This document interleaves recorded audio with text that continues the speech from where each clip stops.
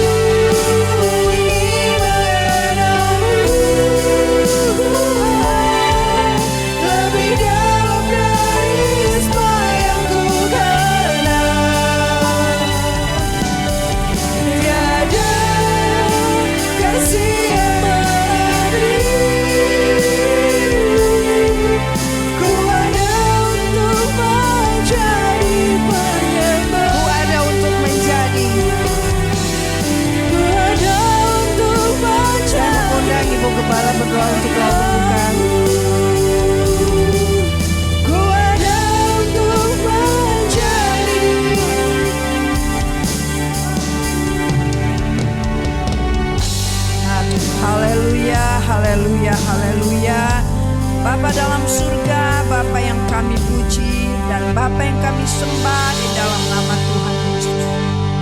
Engkau Allah yang baik, Allah yang luar biasa, Allah yang sudah memberi kepada kami pagi ini kesehatan, kekuatan, sehingga kembali kami boleh melangkahkan kaki kami masuk di dalam bait-Mu yang kudus Tuhan.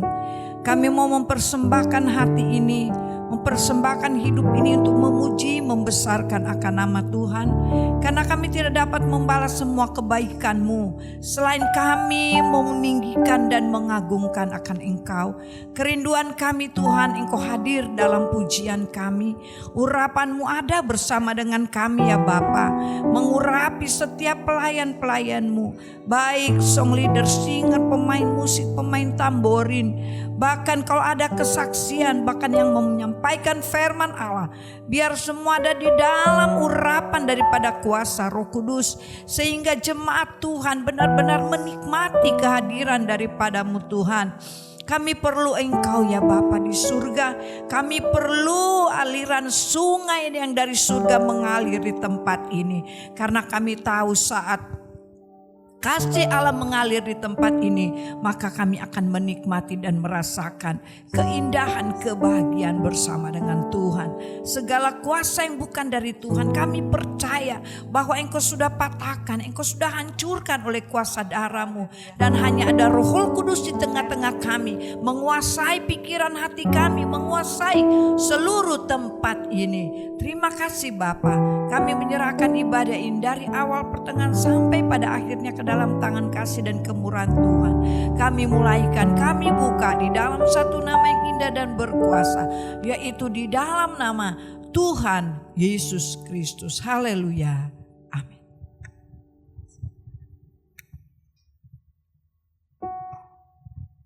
Haleluya. Tak terasa sudah di penghujung bulan Oktober lagi. Dan kita merasakan cinta kasih Tuhan dalam hidup kita. Saatnya kita akan memuji Tuhan. Saya undang kita semua bangkit berdiri. Haleluya. Kita mau beri yang terbaik untuk Tuhan.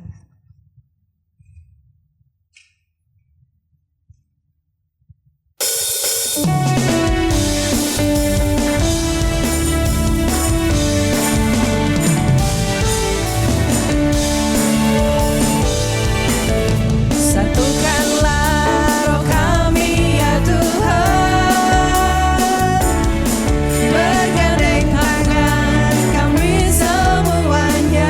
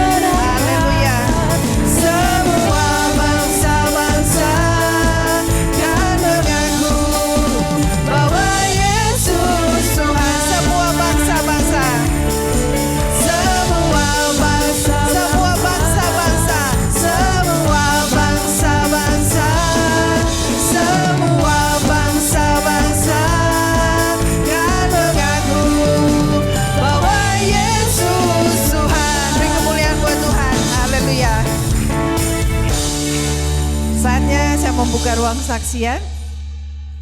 Haleluya, sambil menunggu kita mau naikkan pujian Ku Terima Janji Allah. Haleluya. Tuhan memberiku kegirangan, haleluya, dan sukacita melimpah, minyak yang baru dicurahkan, haleluya, ku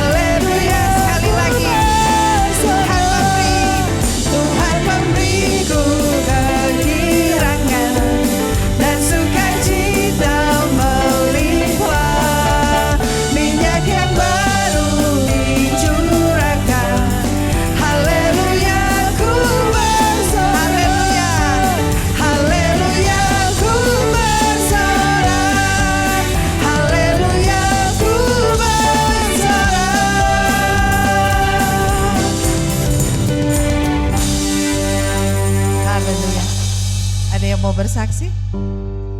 Ya. Saatnya kita akan mendengar firman Tuhan. Kita bangkit berdiri. Kita persiapkan hati dan pikiran kita untuk mendengar kebaikan Tuhan. Haleluya.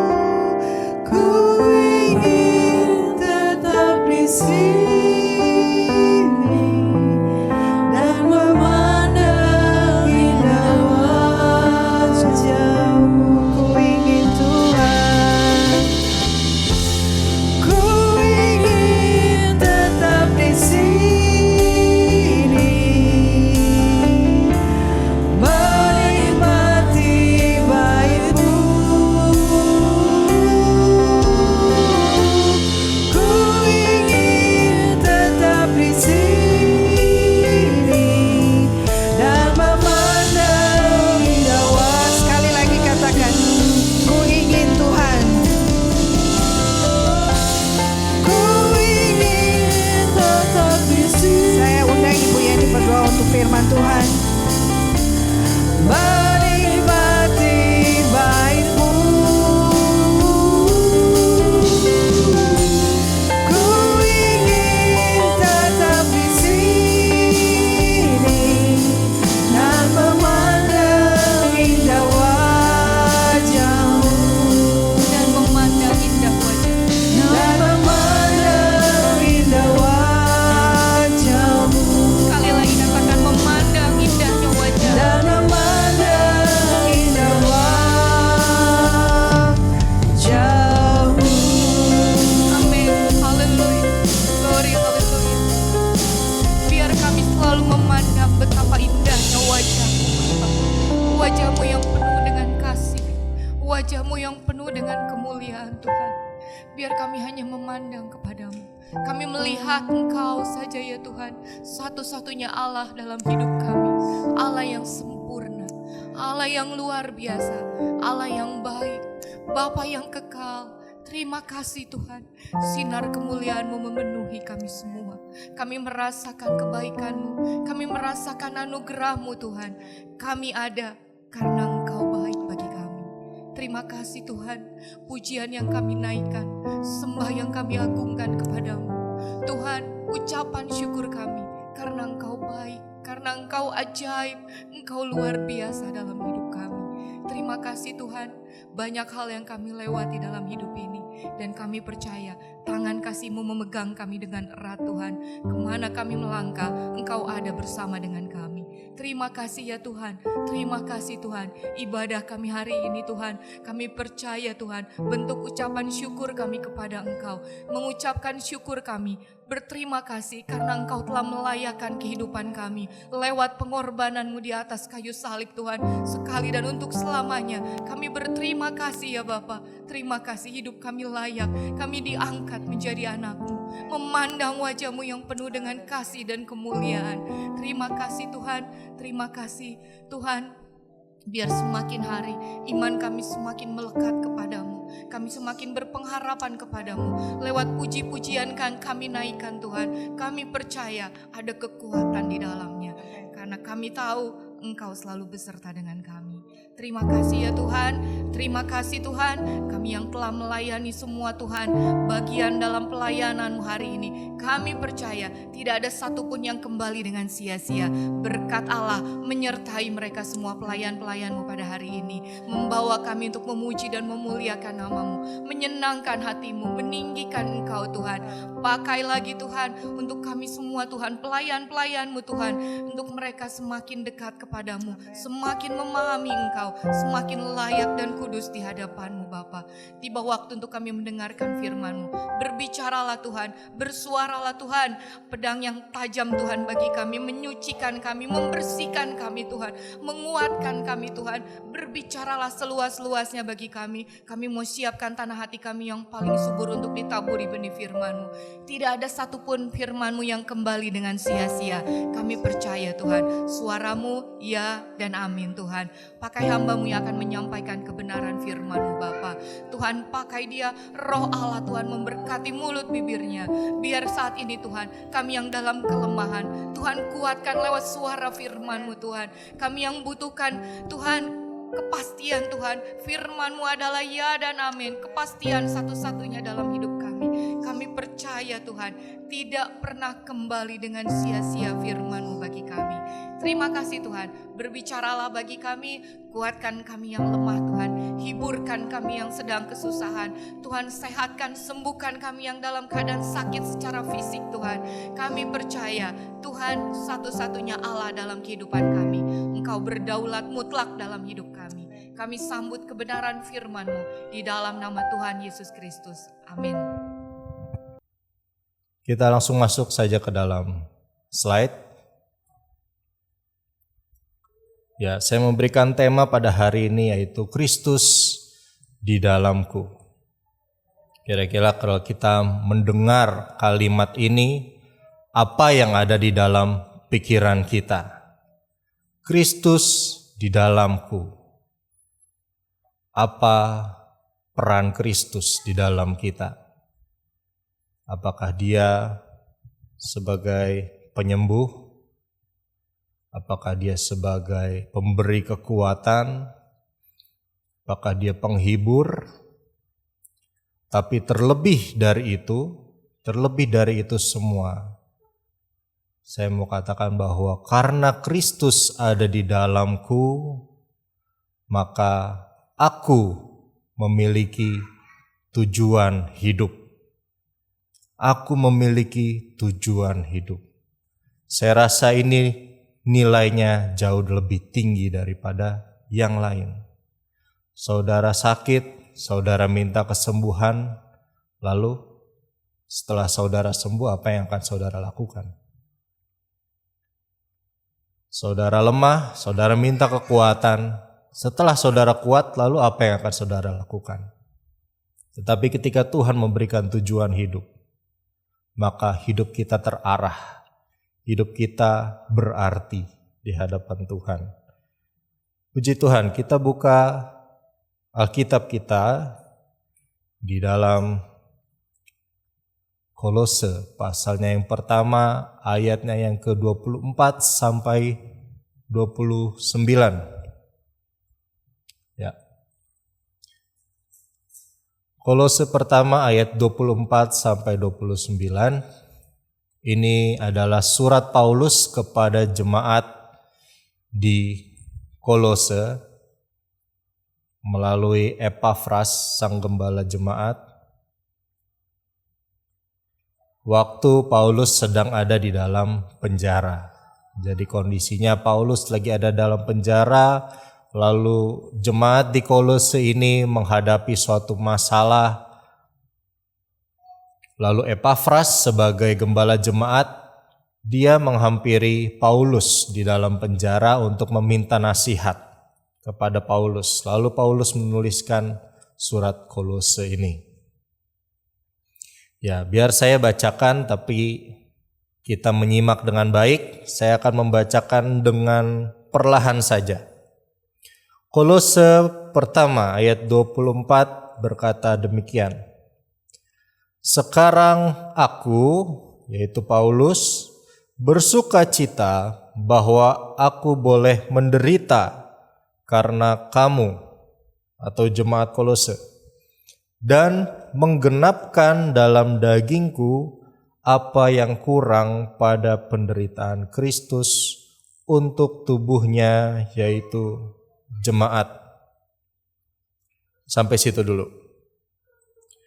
Kembali ke slide. Jadi Paulus bersuka cita karena penderitaan yang dia alami. Dia harus masuk ke dalam penjara karena jemaat Tuhan di Kolose, karena membela Injil atau membela pekerjaan Tuhan di Kolose. Kita melihat di sini bahwa yang pertama saya mau membahas tentang penderitaan yang membawa sukacita. Ya, kalau dilihat sekilas, secara logika tidak mungkin rasanya penderitaan itu akan membawa kepada kita sebuah sukacita. Ya. Penderitaan yang kita alami rasanya tidak mungkin akan membawa sukacita bagi kita. Tapi itu yang Paulus alami karena Paulus dia adalah pelayan Tuhan dan sukacitanya adalah membawa jiwa-jiwa kepada Tuhan. Nah, pertanyaannya di ayat 24 di bagian akhir dikatakan, dan menggenapkan dalam dagingku apa yang kurang pada penderitaan Kristus. Apakah penderitaan Kristus itu masih kurang?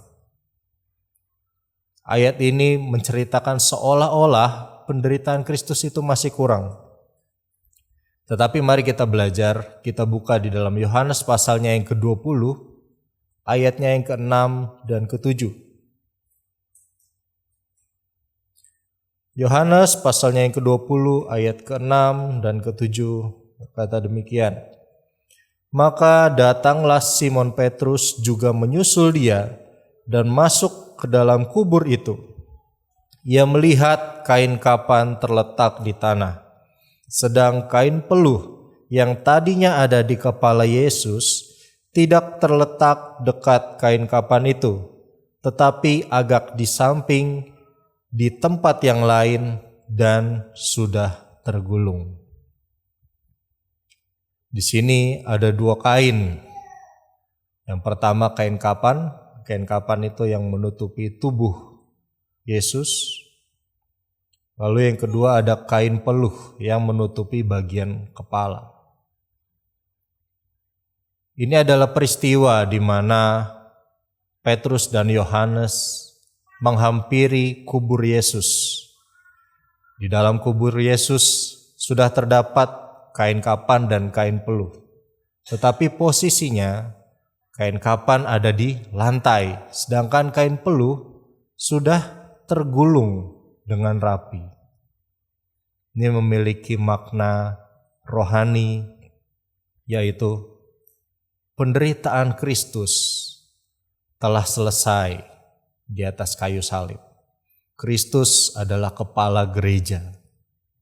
Penderitaannya, pengorbanannya, karyanya bagi kita semua telah selesai di atas kayu salib.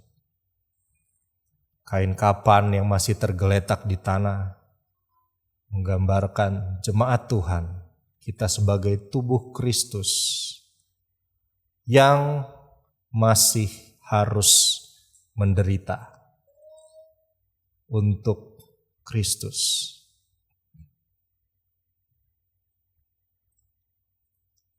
Jangan pucat saudara mukanya. Dibilang menderita langsung pucat. Tapi inilah firman Tuhan. Jemaat Tuhan harus menderita untuk Kristus. Kristus katakan, untuk mengikut aku kamu harus memikul salib. Itu adalah penderitaan. Dan apa yang dilakukan oleh Paulus? Dia membela firman Tuhan. Dia mempertahankan imannya sehingga dia harus dipenjarakan. Itu adalah penderitaan oleh karena Kristus. Itu adalah penderitaan yang harus dialami oleh jemaat. Tidak hanya Paulus, tetapi kita sebagai jemaat, kita perlu menderita. Karena sebenarnya penderitaan itu akan membuahkan sukacita bagi kita. Yang percaya katakan amin. Amin. Boleh kembali ke slide.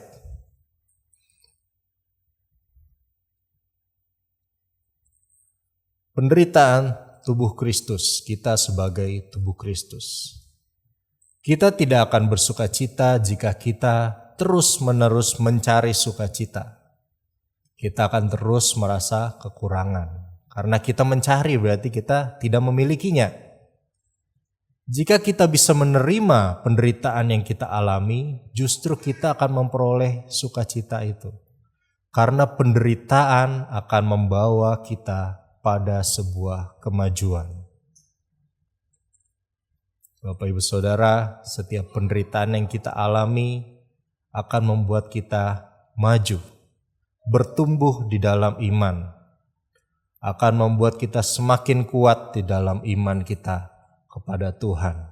Dalam Yakobus 1 ayatnya yang ke-12 berkata demikian, berbahagialah orang yang bertahan dalam pencobaan, sebab apabila ia sudah tahan uji, ia akan menerima mahkota kehidupan yang dijanjikan Allah kepada barang siapa yang mengasihi dia.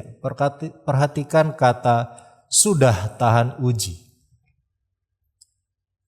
Kata ini menggambarkan bahwa sebelumnya telah ada proses yang terjadi. Sebelumnya mungkin belum tahan uji, tetapi apabila ia sudah tahan uji, ia akan menerima mahkota kehidupan. Saudara, penderitaan yang kita alami, pencobaan mungkin, itu akan membuat kita bertumbuh. Iman kita dibangkitkan. sampai Tuhan katakan ia sudah tahan uji.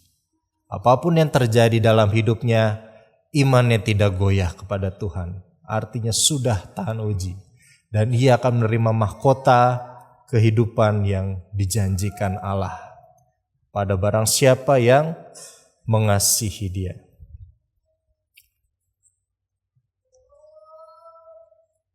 Kalau kita buka di dalam Matius pasalnya yang kelima, ayatnya yang ke-10, berkata, berbahagialah orang yang dianiaya oleh sebab kebenaran, karena merekalah yang empunya kerajaan sorga. Dalam 1 Petrus 4 ayat 13 sampai 14 dan ayatnya yang ke-16 berkata demikian, sebaliknya bersukacitalah sesuai dengan bagian yang kamu dapat dalam penderitaan Kristus, supaya kamu juga boleh bergembira dan bersukacita pada waktu Ia menyatakan kemuliaannya. Berbahagialah kamu jika kamu dinista karena nama Kristus, sebab roh kemuliaan, yaitu roh Allah, ada padamu. Tetapi jika ia menderita sebagai orang Kristen, maka janganlah ia malu, melainkan hendaklah ia memuliakan Allah dalam nama Kristus itu. Saudara, biasanya kita akan memilih untuk menjauhi penderitaan. Tapi firman Tuhan mengatakan bahwa hari-hari terakhir orang jahat akan semakin banyak, dan sebagai umat Tuhan kita pasti mengalami penderitaan. Artinya begini, pernahkah saudara merasa terganggu dengan sikap orang yang tidak mengenal Tuhan? Ya. Jiwa kita seperti teraniaya. Kita menderita melihat mereka hidup seenaknya, hidup jauh daripada Tuhan.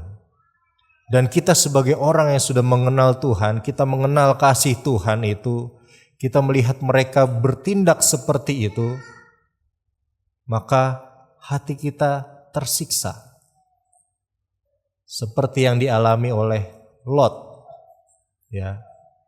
Firman Tuhan katakan, Lot jiwanya tersiksa karena dia hidup di tengah-tengah umat yang berantakan di Sodom dan Gomora. Karena itu Lot dipanggil keluar oleh Tuhan. Dan itu juga yang akan terjadi di hari-hari yang jahat ini. Hari-hari yang jahat itu bukan nanti, Bapak Ibu Saudara. Hari-hari yang jahat itu saat ini. Saat ini adalah hari-hari yang jahat, dan kita sebagai umat Tuhan harus berhati-hati. Kita harus menjaga iman kita, menguatkan iman kita di dalam Tuhan. Kita akan lanjut ke ayatnya yang ke-25. Berkata demikian, aku telah menjadi pelayan jemaat itu sesuai dengan tugas yang dipercayakan Allah kepadaku untuk meneruskan firman-Nya dengan sepenuhnya kepada kamu. Saudara bisa mengikuti ya. Masih di dalam Kolose 1 ayat 25 maksudnya. Kolose 1 ayat 25, aku telah menjadi pelayan jemaat itu sesuai dengan tugas yang dipercayakan Allah kepadaku untuk meneruskan firman-Nya dengan sepenuhnya kepada kamu, yaitu rahasia yang tersembunyi dari abad ke abad dan dari turunan ke turunan, tetapi yang sekarang dinyatakan kepada orang-orang kudus-Nya. Bapak Ibu Saudara, bahwa ada rahasia yang tersembunyi dari abad ke abad, turunan ke turunan, sekarang dinyatakan bagi orang-orang kudus-Nya. Siapa orang-orang kudus? Orang-orang kudus ini adalah orang-orang yang dibenarkan oleh Tuhan. Jadi orang-orang kudus tidak berbicara sebagai orang-orang yang tidak pernah berbuat dosa, tetapi orang-orang kudus adalah orang yang dibenarkan oleh Tuhan karena ia punya iman atau percaya kepada Yesus Kristus. Dan rahasia ini akan dinyatakan kepada orang-orang kudus-Nya. rahasia yang sifatnya ilahi.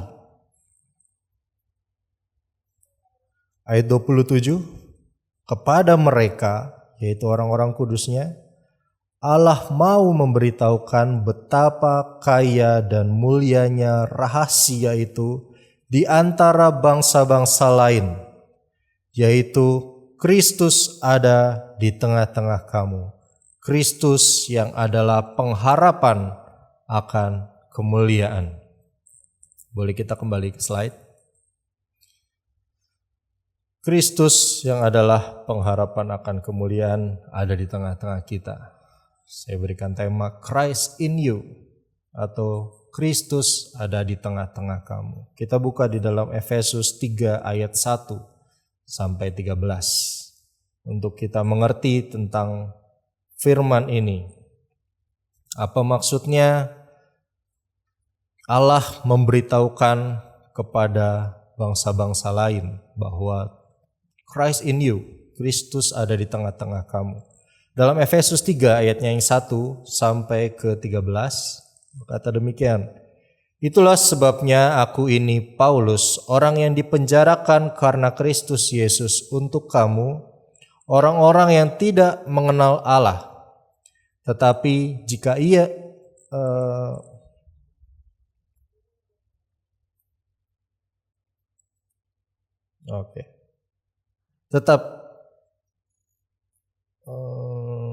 memang kamu telah mendengar tentang tugas penyelenggaraan kasih karunia Allah yang dipercayakan kepadaku karena kamu, yaitu bagaimana rahasianya dinyatakan kepadaku dengan wahyu, seperti yang telah kutulis di atas dengan singkat.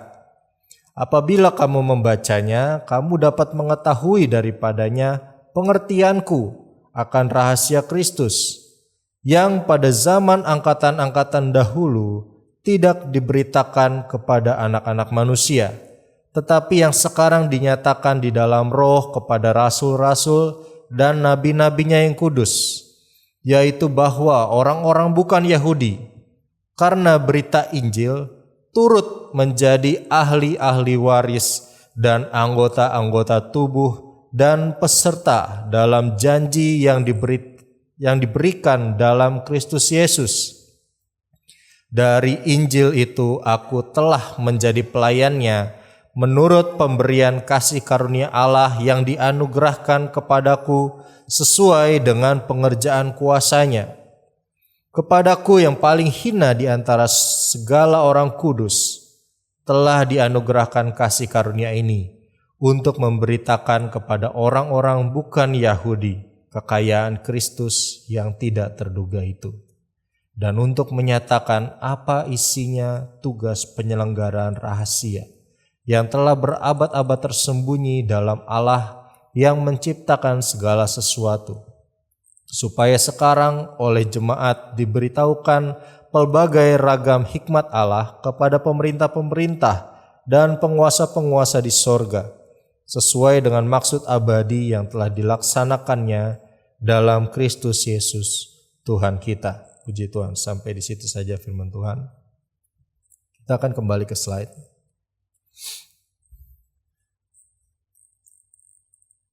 Ya, kematian Kristus di atas kayu salib ini mempersatukan orang Yahudi dan bangsa-bangsa lain. Jadi Bapak Ibu Saudara, tadinya para rasul berpikir bahwa keselamatan itu hanya milik orang Yahudi.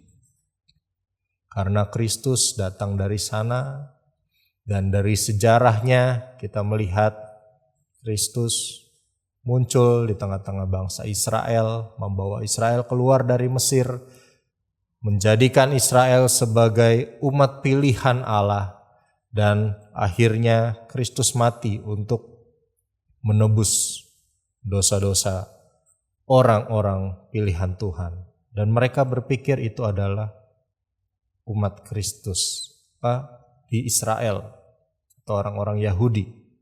Karena di luar itu Bapak Ibu Saudara, mereka adalah penyembah-penyembah berhala. Mereka adalah penyembah-penyembah pagan atau penyembah patung, mereka menyembah pohon, mereka mengorbankan anak mereka untuk dipersembahkan. Itu adalah kepercayaan orang-orang di luar Kristus, di luar orang Israel atau orang Yahudi. Karena itu ini menjadi suatu rahasia yang akhirnya dibukakan oleh Paulus, bahwa sekarang Kristus juga ada di tengah-tengah kamu, di tengah-tengah kita semua yang ada di tempat ini. Jadi Kristus mati untuk kamu. Kristus tinggal di tengah-tengah kamu. Saya tidak berbicara kepada kumpulan orang. Saya berbicara kepada pribadi lepas pribadi. Kristus mati untuk kamu. Kristus tinggal di dalam kamu. Kita adalah bangsa kafir. Kita ada di luar cabang pilihan Tuhan sebenarnya.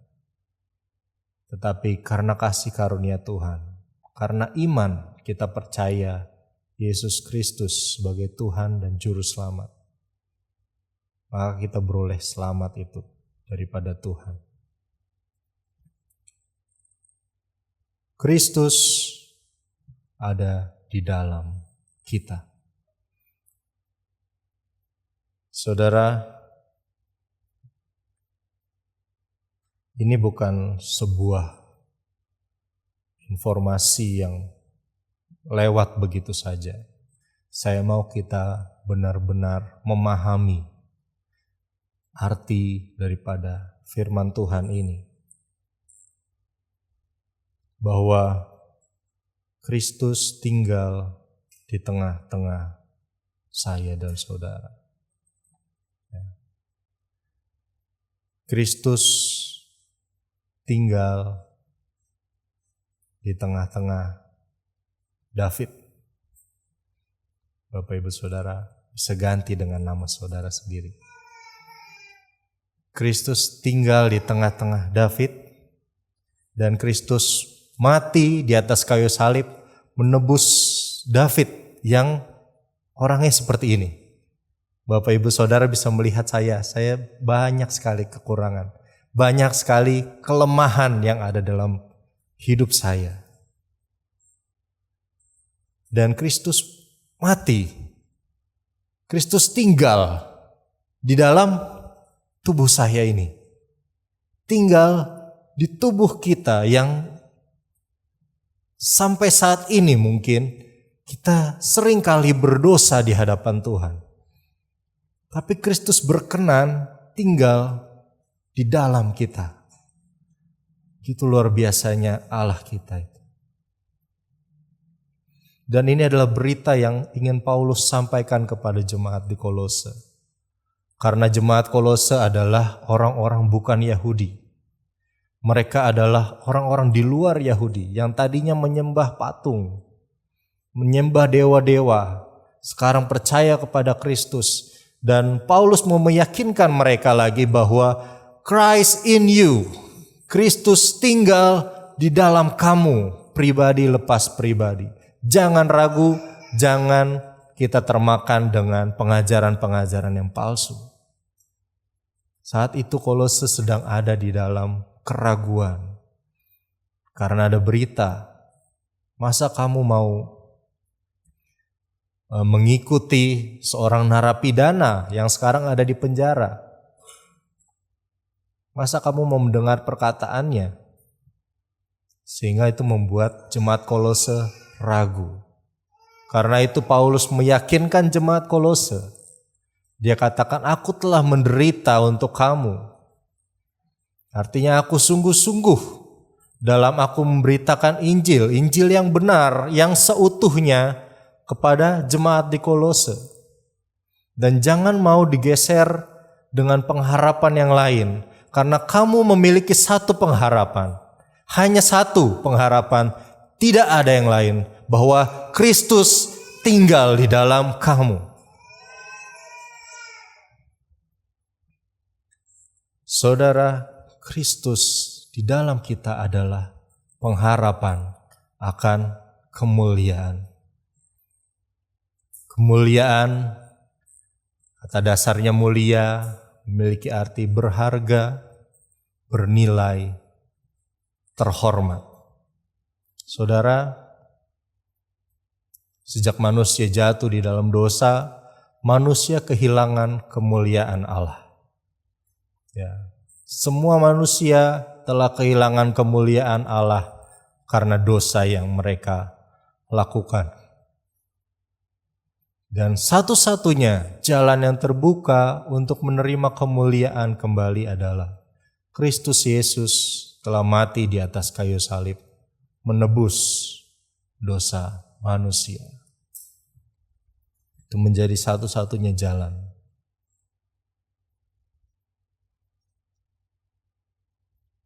Saudara, benar hidup kita kehilangan arah. Benar bahwa hidup kita tadinya tidak berharga dengan dosa yang kita lakukan, dengan segala kekejian yang kita lakukan, hal-hal yang najis yang tidak berkenan di hadapan Tuhan.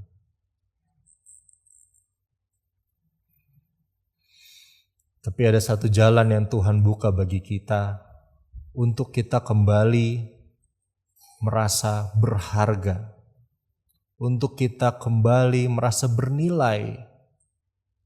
Inilah yang saya katakan di awal bahwa Kristus dalam kita memiliki peran yang sangat berharga, yaitu Ia memberikan tujuan dalam hidup kita. Kita tidak hidup tanpa tujuan, saudara. Kita tidak hidup serampangan, tetapi kita hidup punya tujuan. Kita melakukan apa yang Tuhan kehendaki. Kita mengerjakan apa yang Tuhan kehendaki. Dan kita bertindak sesuai dengan ketetapan Tuhan. Saya tidak bilang kalau semuanya harus jadi pendeta, tidak. Setiap orang yang ada di tempat ini, Tuhan sudah sediakan perbuatan-perbuatan baik yang harus kita lakukan, harus kita kerjakan. Dimanapun kita tinggal, dimanapun kita bekerja, di situ Tuhan punya maksud. Tuhan mengangkat kita. Tadinya kita tidak berharga dan tidak ada tujuan, tidak ada harapan. Tapi Tuhan memberikan kita harapan. Tuhan memberikan kita nilai bahwa Kristus telah mati bagi kita semua. Dan itu menjadikan kita sesuatu yang bernilai, sesuatu yang berharga. Dan hanya melalui itu, kita akan mendapatkannya di surga nanti. Kemuliaan bersama-sama dengan Tuhan. Bapak Ibu Saudara, saya nggak tahu apa yang menjadi masalah kehidupan saudara saat ini. Tetapi marilah kita coba fokus kepada apa yang menjadi kehendak Tuhan bagi kita. Jangan kita melulu berpikir bagaimana Tuhan tolong saya selesaikan masalah saya. Jangan kita melulu berpikir Tuhan tolong saya, berikan saya kekuatan. Tapi coba kita pikirkan ini. Apakah hidup kita sudah berkenan di hadapan Tuhan? Apakah hidup kita seturut dengan firman Tuhan atau tidak? Di ayat ke-28 berkata demikian. Kolose 1 ayat 28, Dialah yang kami beritakan, apabila tiap-tiap orang kami nasihati, dan tiap-tiap orang kami ajari dalam segala hikmat. Tujuannya ini, Bapak Ibu Saudara, untuk memimpin tiap-tiap orang kepada kesempurnaan dalam Kristus. Itulah yang kuusahakan dan kupergumulkan dengan segala tenaga sesuai dengan kuasanya yang bekerja dengan kuat di dalam aku. Puji Tuhan. Ini adalah perkataan Rasul Paulus. Luar biasa, dia mau meyakinkan jemaat Kolose. Kalau aku menasehati kamu, kalau aku menegur kamu, itu tujuannya tidak lain dan tidak bukan, yaitu memimpin tiap-tiap orang kepada kesempurnaan dalam Kristus. Saudara, ini yang harus menjadi standar bagi kita, orang percaya. Kita mengejar kesempurnaan di dalam Kristus. Kita tinggal di dalam perkenanan Tuhan, tinggal dalam kasih karunia Tuhan yang besar. Dan marilah kita dengan kekuatan kita, dengan apa yang Tuhan percayakan, dengan apa yang kita miliki, kita layani Tuhan sebaik-baiknya. Kristus ada di dalam saya. Coba katakan dengan lantang, Kristus ada di dalam saya. Amin. Amin untuk firman Tuhan. Saya undang pemusik maju ke depan. Kita bangkit berdiri bersama, kita nyanyikan bukan dengan kekuatanku ku dapat jalani hidup, karena ada Kristus di dalam kita yang selalu beri kekuatan baru, sukacita baru, pengharapan